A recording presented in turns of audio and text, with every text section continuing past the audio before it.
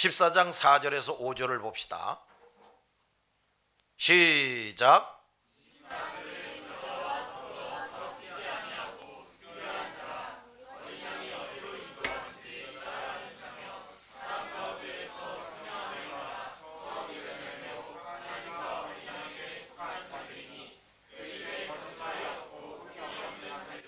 자, 이 말씀도 우리가 잘 깨달아야 되는데, 또 요약하면 그들은 첫째, 세상주의에 빠지지 않고 끝까지 뭐를 지켜? 신앙 정절을 지키는 자들이다 그랬어요. 그것을 4절에서는 여자와 더불어 더럽히지 아니하고 순결한 자라 그랬습니다. 알았지요? 결혼하지 않은 자를 말하는 게 아니에요. 두 번째, 오직 예수 그리스도께만 순종하되 무조건 복종하는 자다는 겁니다. 그것을 4절에서는 어린 양이 어디로 인도하든지 따라가는 자다 했어요. 세 번째, 사람 가운데서 구속을 받아 처음 익은 열매로 하나님과 어린 양에게 속한 자들이라 그랬습니다. 자, 이 표현이 지니는 의미가 참으로 심오하단 말이에요. 우선 여기 사람 가운데서 뭐를 받았다 그랬어요? 속량함을 받았다. 밑줄. 자, 이 말씀에서 두 가지 진리를 발견하게 됩니다. 첫째, 밑줄, 사람은 누구나 죄인의 신분을 지니고 있다 하는 사실이에요. 무슨 신분? 죄인의 신분을 지니고 있다. 아담의 범죄 이후에 그의 모든 후손은 모태 잉태될 때부터 이미 죄인입니다. 그래서 사람은 잘난 자 못난 자를 막론하고 이 땅에 나올 때부터 울면서 와서 끊임없이 고생살이를 하다가 울면서 죽어갑니다. 사람은 누구나 이렇게 죄인이기 때문에 그 죄인된 신분을 벗어버리기 전에는 결코 영육간의 죽음을 면할 수가 없어요. 육적으로도 죽을 뿐 아니라 영적으로도 영원한 멸망을 당한단 말이에요. 죄인은 이미 사망 권세에 매여 있기 때문에 결코 그 스스로는 그 권세를 이기고 자기를 구원할 수가 없습니다. 그 사망 권세를 이기고 구원을 얻으려면 밑줄, 반드시 누군가가 대신 죗값을 치러줘야 합니다. 그가 바로 누굽니까? 예수 그리스도이시다 이 말이에요. 사람은 누구나 모태부터 죄인이기 때문에 아무리 탁월한 사람이라도 다른 사람의 죗값을 대신 치를 수가 없어요. 그런 일은 하나님이신 예수 그리스도만이 하실 수가 있습니다. 그래서 예수 그리스도께서 인간의 몸을 입고 이 땅에 오셔서 죄인들의 죗값을 대신 치르기 위해서 십자가에 달려 죽으신 것입니다. 따라서 그 예수를 믿을 때 그는 죄와 사망의 굴레를 벗고 영생 구원을 얻는 것입니다. 이 예수 그리스도의 보혈의 공로로만, 밑줄, 이 예수 그리스도의 피의 공로로만 죄인이 의인이 됩니다. 예수를 믿기 이전에 모든 인간은 다 죄인이란 말이에요. 두 번째, 인류 전체가 아닌 일정한 사람들만이 속량함을 받는다는 거예요. 사람 가운데서, 밑줄, 사람들 가운데서 속량함을 받았다 그랬는데 그 말에는 속량받지 못하는 사람도 있다는 거예요? 없다는 거예요? 있다는 거죠. 가운데서란 말은 분명히 사람들 중에 일부가 선별된다는 의미가 있는 거예요. 하나님께서 선택한 일정한 사람들만이 속량함을 받는다는 말이에요.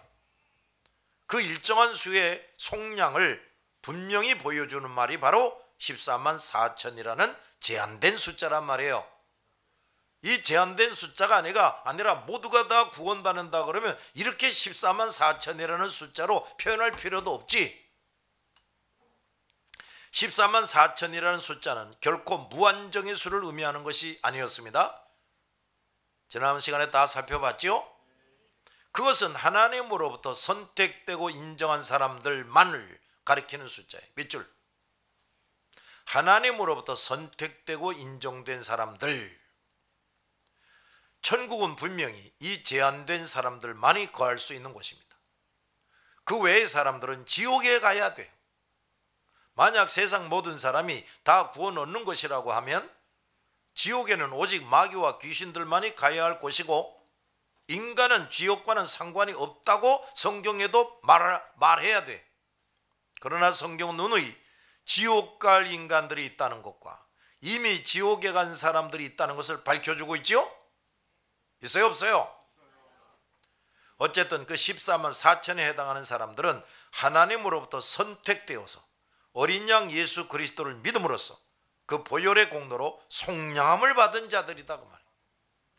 오직 단 하나의 어린 양인 예수 그리스도만을 믿어서 속량받은 사람만이 그 어린 양과 함께 시온산에 서서 천국 노래를 부를 14만 4천의 사람 속에 들 수가 있습니다.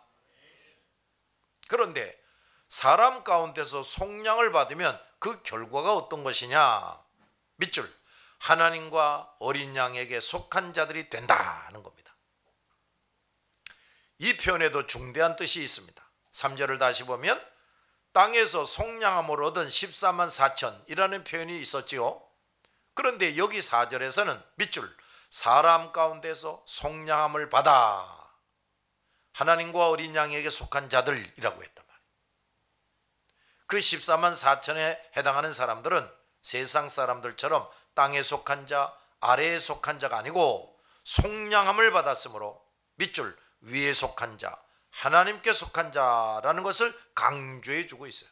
그들은 예수 그리스도를 믿어서 속량함을 받았으므로 원칙적으로 하나님의 자녀가 됐다는 것만 아니라 그들 자신들도 예수를 믿은 후에는 밑줄, 땅에 속한 자처럼 살지 않고 하늘나라에 속한 자, 하나님께 속한 자처럼 사는 자들이다 하는 말이에요. 아주 이게 중요한 말이라고 말이에요. 알았어요? 믿기 이전처럼 그들 개차반처럼 사는 게 아니라 말이지. 뭐 술 먹고 담배 피고 별짓을 다 하고 나 마음속으로 예수를 믿으면 된다 아니란 말이지. 그들은 옛사람을 벗어버리고 밑줄, 뭘 벗어요? 옛사람을 벗어버리고, 벗어버린다 그래서 새 사람이 되어 사는 자들이고, 또 밑줄, 옛 습관을 벗어버리고, 뭘 벗어요? 옛 습관을 벗어버리고 오직 하나님의 법에 따라 천국 시민의 삶을 사는 사람들이, 더욱이 그들은 밑줄, 오직 성삼위 하나님만을 주인 삼고 주인 중심하여 사는 자들이다. 그러니까 내가 아직도 주인 노려주고 내가 하고 싶은 대로 멋대로 하고, 이거는 하나님의 자녀가 아니란 말이지. 성부 하나님의 뜻에 순종하여 예수 그리스도를 영접하고 성령 하나님의 깨우치심과 인도를 따라 오직 성경 말씀에 순종하고 복종하며 사는 자들입니다. 이게 진정한 신자예요. 결코 이 성삼위 하나님보다 다른 것을 더 사랑하지 않고 성삼위 하나님 외에 마리아다, 천사다, 성자다 하는 것들을 겸하여 섬기지도 않습니다. 그들은 이 땅에서는 머리를 두고 편안히 쉴 만한 곳도 없어요. 결코 그들은 밑줄, 세상의 보물을 쌓지 않고 오직 하늘나라의 보물을 쌓습니다. 자, 오직 하늘나라의 보물을 쌓는다. 동그라미. 어디에다 보물을 쌓아요? 하늘나라에. 따라서 이들은 이 세상에서 사는 동안에는 인간적으로 볼 때 그다지 편해 보이지도 않고 여유 있어 보이지도 않고 오히려 세상 사람들보다 더 수고와 고통을 겪어요.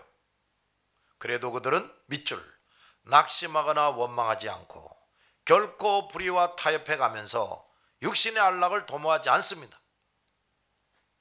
이들은 때리면 맞고 이용하면 이용당하고 빼앗으면 빼앗기고 결코 악으로 악을 상대하지도 않아요. 왜냐? 이들은 모든 것에 엄격한 심판장이신 하나님을 항상 염두에 두고 살기 때문에, 그들의 소망은 어디까지나 이 땅에 있는 것이 아니라 천국에 있기 때문이란 말이에요. 자, 소망을 땅에 두는 성도, 동그라미. 소망을 어디에 둬? 땅에 두는, 그러면서도 성도가 있어. 그저 이 땅에서 어떻게 하면 좀 더 잘 먹고 잘 살까? 어떻게 하면 나도 더 번듯한 집 한 채 가지고 살까? 어떻게 하면 우리 자식들 좋은 학교 나오게 해서 멋있게 살게 할까? 이런 성도, 이런 성도는 세상을 쫓게 되어 있고 불의와 타협하게 되어 있고 악으로 악을 상대합니다. 그리고 주일에는 그만큼 등한시하며 살게 돼. 예수 그리스도의 보혈의 공로로 구속함을 받았음을 확신하는 나와 여러분은 그 거룩한 예수님의 피로 값이 치러져서 하나님의 아들과 딸이 된 사람들입니다. 그러니까 이제는 내가 누구의 소유예요? 나는 이제 하나님의 소유란 말이에요. 아직도 이걸 모르는 사람이 있어. 아직도 내 멋대로 살 수 있다고 생각하는 사람이 있단 말이야. 이제 우리는 밑줄 무엇이든지 부족함이 없는 하나님의 집안에서 사는 자들입니다. 아멘. 이걸 영적으로 확실하게 인식해야 돼. 그런데도 잠시 캠핑을 갔다 오듯이 잠깐 살다가 떠나야 할 이 세상살이를 하면서 의식주 문제에만 온갖 노력과 시간을 다 허비해도 되겠어요? 우리 각자가 밑줄 이 땅에서 얼마나 주의 일에 힘쓰고 자기 할 일을 했느냐에 따라 천국에서 영원히 살면서 누릴 상급이 결정나는 겁니다. 왜 그것에는 모든 정신과 땀을 쏟지 않고 잠깐 살다 죽으면 나에게서 다 사라지고 없어질 것들에만 모든 것을 쏟느냐 말이지. 나와 여러분은 이제는 땅에 속한 자들이 아닙니다. 우리는 영광스럽게 하나님과 어린 양에게 속한 자들이고 그 시온송에 들어간 자들이에요. 얼마나 놀랍고 감격스러운 일이냐 말이지. 결코 세상 일에만 신경 쓰며 살지 말아야 됩니다. 그리고 사람 가운데서 구속함을 받아 처음 익은 열매, 동그라미, 처음 익은 열매로 하나님과 어린 양에게 속한 자들이라 그랬어요. 자, 여기 처음 익은 열매라는 말은 그 뒤에 하나님과 어린 양에게 속한 자들이라는 말과 동격으로 쓰여진 말이에요. 그러니까 사람 가운데서 구속함을 받은 자들이 다 열매인데 거룩한 열매란 말이에요. 그것은 밑줄 성삼위 하나님께 속한 바가 되었다 하는 것이. 그리고 처음 익은 열매란 말은 구속함을 받은 자들 중에 첫 열매라는 말이 아니라 밑줄 하나님의 것으로 선별되어 바쳐지는 성물을 의미하는 거예요. 자, 하나님의 것으로 동그라미, 선별되어 동그라미, 바쳐지는 성물 동그라미. 우리가 이런 사람들이라니까요. 우리는 누구의 것이라고? 하나님의 것이에요. 그 많고 많은 사람들 중에 하나님의 것으로 특별히 선별이 된 사람이고, 그 다음 우리 자신이 하나님께 바쳐진 성물이라고 말이야. 알았어요? 예수 그리스도를 믿어서 그 보혈의 공로로 죄 씻음을 받으면 그런 사람은 모두 하나님의 것이요 하나님께 바쳐지는 거룩한 존재들이란 말이에요. 자, 하나님 앞에 드려진 감사 제물이 저 은행 금고에 쌓여있는 돈과 엄연히 다르지요? 그리고 또 예수 믿고 하나님의 자녀가 된 사람은 아직 예수도 모른 채 사는 수많은 잘난 사람들과도 엄연히 다른 겁니다. 밑줄 그들과는 비교할 수 없이 거룩하고 고귀한 존재입니다. 누가? 우리가 말이에요. 그러므로 성도는 항상 밑줄 나는 하나님께 거룩히 드려진 존재다 하는 인식을 철저하게 가지고 살아야 돼요. 자, 따라합시다. 나는 하나님께 거룩히 드려진 존재다. 하나님께 드려진 거룩한 존재가 어찌 악을 저지르고 술에 취하고 영육간에 간음을 저지르겠느냐 이 말이에요. 나는 하나님께 거룩히 드려진 사람이다. 이 사실을 잠시도 잊어서는 안 됩니다. 만약 그러한 나를 아무렇게나 사용한다면 그것은 누가 하나님 앞에 드려진 거룩한 제물을 훔쳐다가 마음대로 써버리는 것과 같은 것이 된다 이 말이에요. 자, 여기 봐요. 만약 내가 아직도 뭣도 모르고 나와 내 인생을 내 마음대로 귀신이 시키는 대로 써버린다. 그러면 하나님께 바쳐진 제물을 내가 도둑질에다가 쓰는 것이나 다를 바가 없다 이 말이야. 알았어요? 하나님의 것을 도둑질하는 자는 화를 면치 못합니다. 다음, 천국성에서 새 노래를 부를 그 14만 4천에 해당하는 사람들은 그 입에 거짓말이 없고 흠이 없는 자들이라 그랬어요. 자, 여기 거짓말은 그 원문을 보면 관사 없이 쓰여졌어요. 관사 없는 명사는 속성을 나타냅니다. 그러니까 여기 거짓말은 보편적인 거짓말을 의미하는 것이 아니라, 그러니까 우리가 흔히 하는 그런 거짓말을 말하는 게 아니고 속성적인 거짓말이란 말이에요. 예를 들면 돌을 치켜들며 말하기를 이것은 돌이 아니고 철입니다 하는 것과 같은 거예요. 그러니까 여기 사도 요한이 말하는 거짓말은 요한일서 1장 6절에서 10절, 2장 22절, 4장 20절에 나오는 거짓말이고, 계시록 13장 14절에 보면 밑줄 땅에 거하는 자들을 속이는 자. 자, 땅에 거하는 자들을 뭐 하는 자? 속이는 자란 말이 나오는데, 바로 그 짐승적인 속임, 밑줄을 의미하는 거예요. 이 거짓말은 바로 사탄이 거짓 선지자들과 그들을 따르는 사람들의 입을 통해서 하는 거짓말인데, 대표적인 것을 들면 첫째, 예수를 구세주가 아니라고 말하는 거죠. 가장 큰 거짓말. 그 다음, 예수 말고도 구세주가 또 있다고 말하는 거예요. 그래서 다른 신이나 종교를 믿어도 구원받을 수 있다라고 말하는 거예요. 그 다음, 하나님께 불순종해도 행복과 영광을 누릴 수 있다고 말하는 거예요. 또 내세는 없고 심판도 없다 하고 말하는 거예요.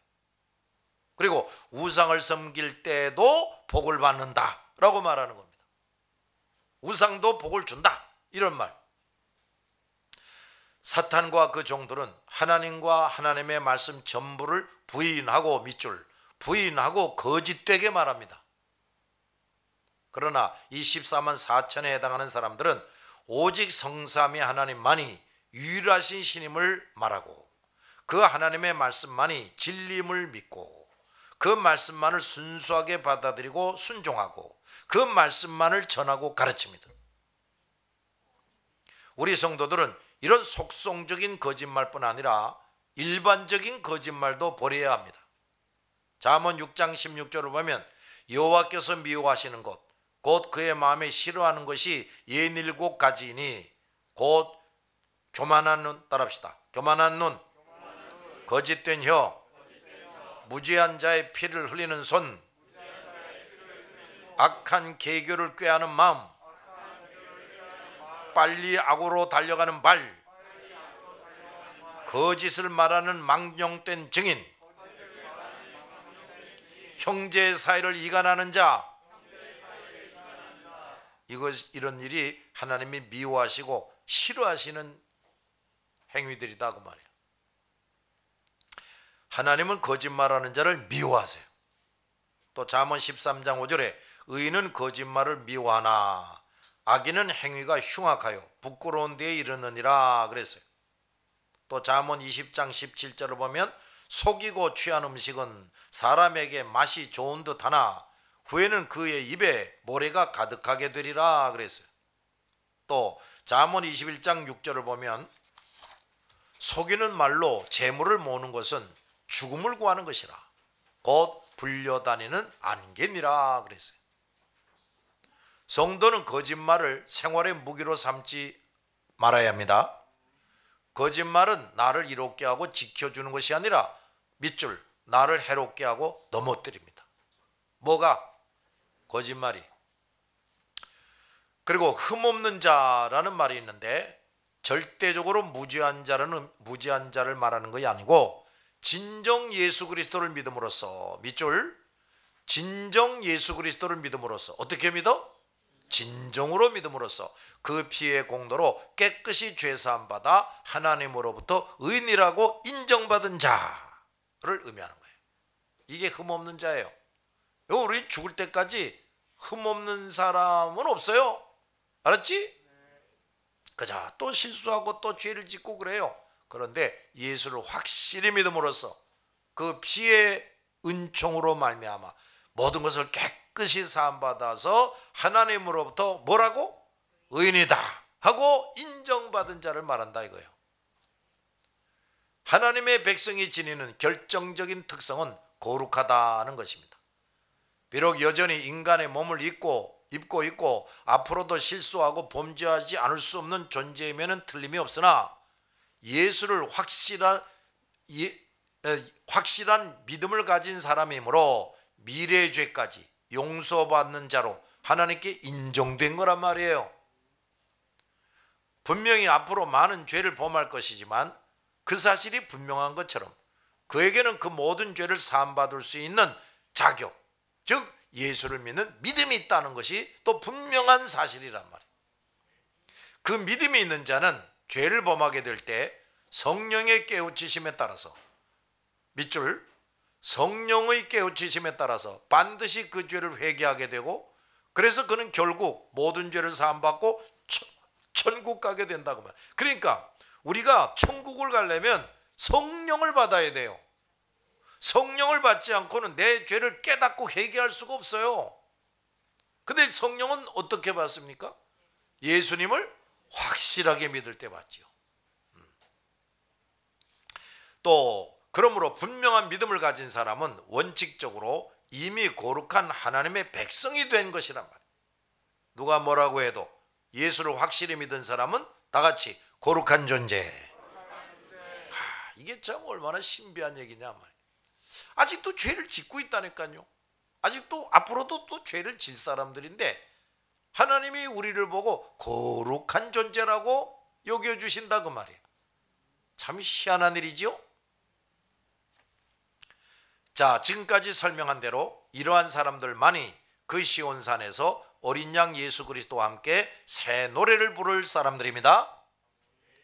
하나님은 나와 여러분 같은 하나님께 인정되고 선택된 사람들, 즉 그 14만 4천에 해당하는 사람들을 중심으로, 자 거기 밑줄, 14만 4천에 해당하는 사람들을 중심으로 인류 역사를 꾸려나가고 계신다.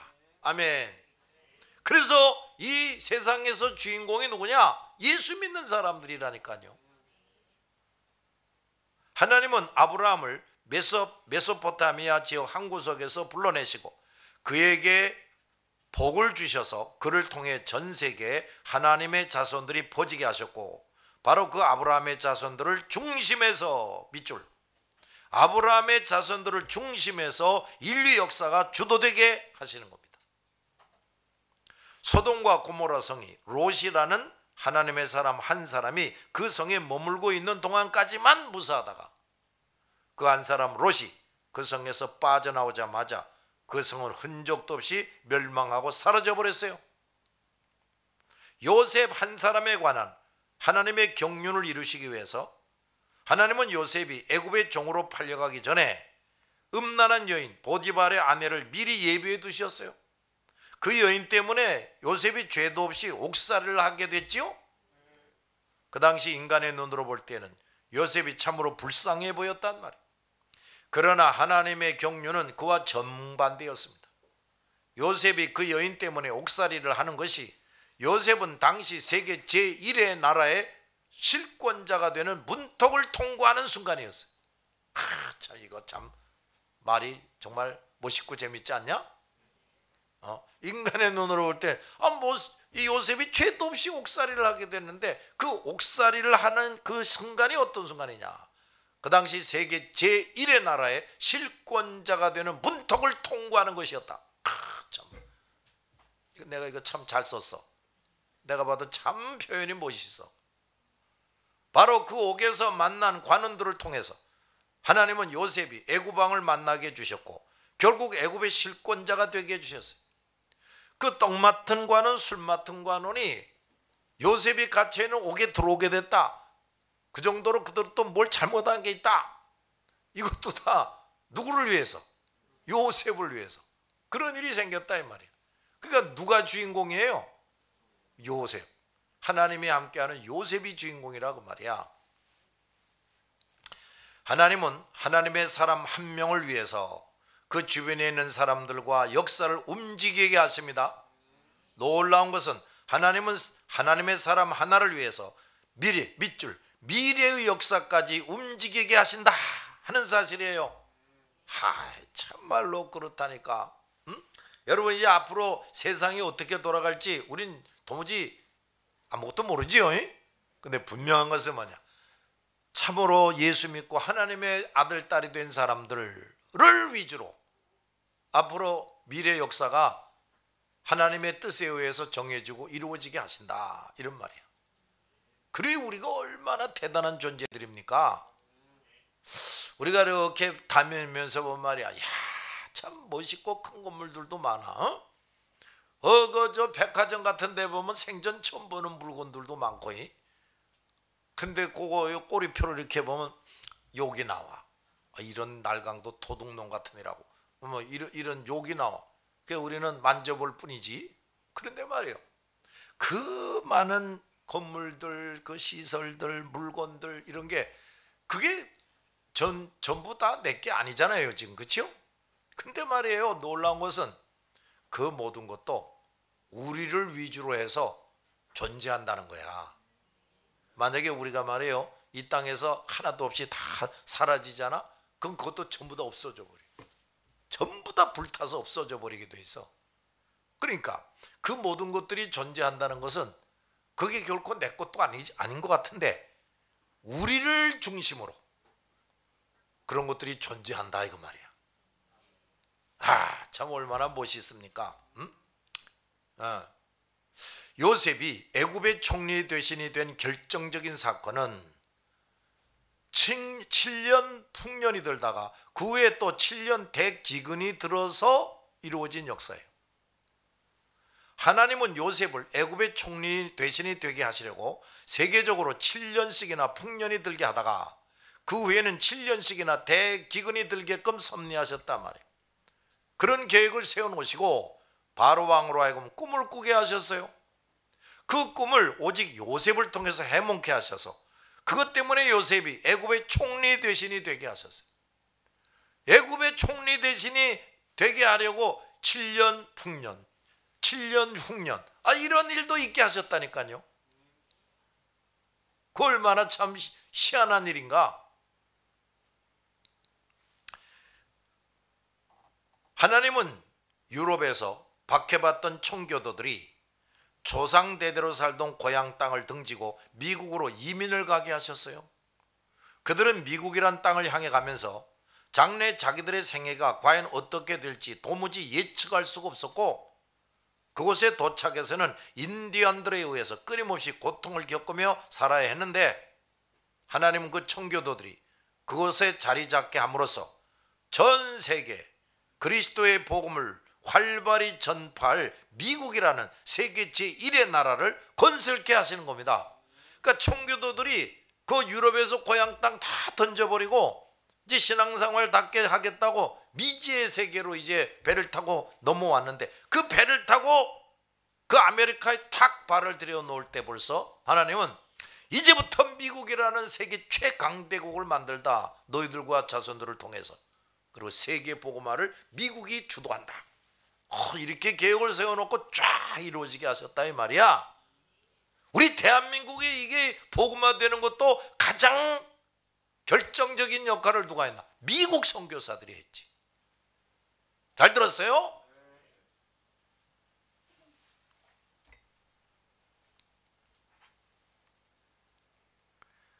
하나님은 이렇게 하나님의 선택된 자 한 사람 한 사람을 무엇보다도 귀중히 여기시고 그들을 중심으로 세계 역사를 꾸려나가십니다.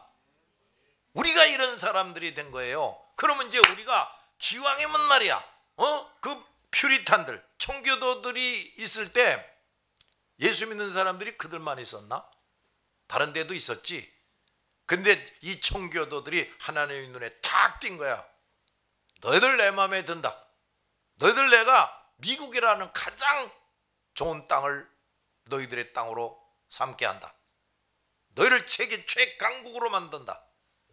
그리고 너희를 통해서 세계 복음화에 선봉에 서게 한다. 그 중에서 저기 아시아 꼬랑지에 있는 한국이라는 곳에 너희들을 통해서 복음이 씨가 뿌려지게 한 다음에 충만교회도 세워지고 박지원이도 나오고 김혁이도 나오고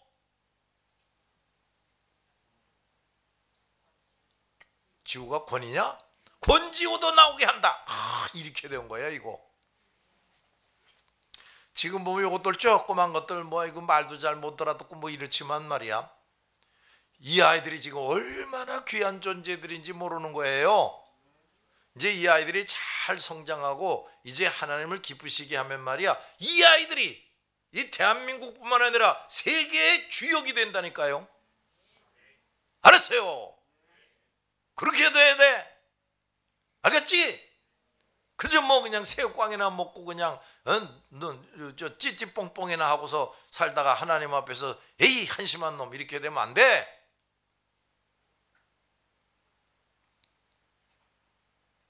맥클라렌이라는 사람은 말하기를, 우리는 우리의 비참한 환경으로 인하여 하나님의 사랑을 의심치 말 것이며 우리의 죄로 인하여 하나님의 사랑에 대한 우리의 신뢰를 감하지 말 것이다. 우리의 가장 큰 죄악도 우리에게 대한 하나님의 사랑을 냉각시키거나 하나님의 기억을 정지시킬 수 없다 그랬어요. 또 말하기를, 우리는 미래의 소망을 누릴 뿐 아니라 현실에 움직이는 하나님의 손을 인하여 현실에 관해서도 확신을 가져야 한다. 청교도들의 신앙 방법이 그런 것이었다. 그들은 하나님과 자기들과의 사이에 아무런 간접성도 생각지 않고 오직 직접성이 있는 관계를 확신하였으며, 하나님을 그들의 현실적 감시자로 알아서 투철한 책임감을 가지고 범사에 임하였다. 그러므로 그들이 영국과 미국 교회와 국가 형성에 있어서 주동 세력이 된 것이다. 아멘. 무슨 세력이 됐어? 주동 세력. 자, 우리도 그 청교도들처럼 하나님과 나와 직접성 있는 관계를 확신해야 됩니다. 하나님 나하고는 뭐 별로 그렇게 깊은 관계가 없어, 그런 사람이 되면 안 돼. 또 하나님께서 나와 여러분 각자를 위해서 모든 역사를 꾸려나가고 계심을 확신하고, 이제 우리 각자가 우리 가정과 교회와 나라를 다같이 밑줄 새롭게 하고 복되게 하는 일 힘있게 이뤄나가야 돼. 따라합시다. 나라와 교회를 새롭게 하고 복되게 하는 일, 이걸 아주 열심히 해나가자고 말이야. 이걸 위해서 매일매일 기도해야 돼요. 그저 먹고 사는 거, 뭐 결혼하는 거, 뭐 집장만 하는 거, 이런 것이 우리 기도 제목의 앞자리에 있으면 안 돼. 그건 시간이 없어서 뭐 지나가더라도 우리 이런 기도를 해야 된단 말이야. 알았어요?